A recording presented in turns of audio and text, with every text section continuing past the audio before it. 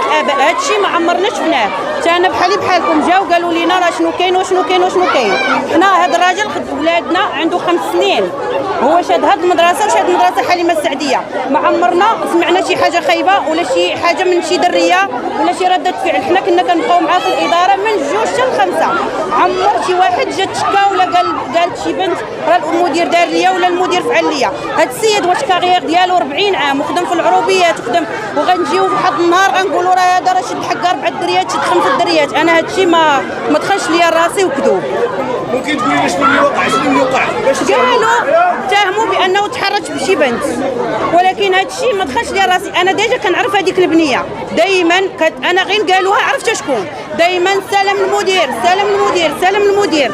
وانا كنقول لي هاد البنت الشداس راه كيقول لي لا راه عادي راه بحال انا كتعتبرني بحال باباها. هذه الهضره كاينه ونأكدها قدامه، ولكن بانه شنا كيتحرش بها شي مره ولا كيتحرش بشي وحده من غيرها هذا الشيء ما عمرنا شفناه.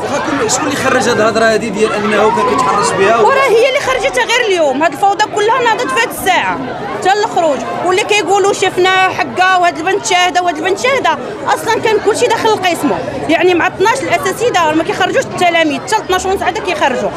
هذه شافته وشهدت هذه شافته وشهدت. هذاك الشيء كله غير كذوب.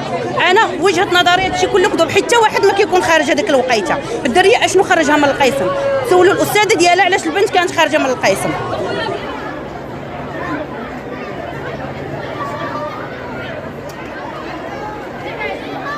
قبل ما تخرجوا ما تنسوش تابوناو في لاشين يوتيوب وبارطاجيو الفيديو مع اصحابكم في مواقع التواصل الاجتماعي، وما تنسوش ديروا جيم وما تبخلوش علينا بتعليقاتكم وملاحظاتكم.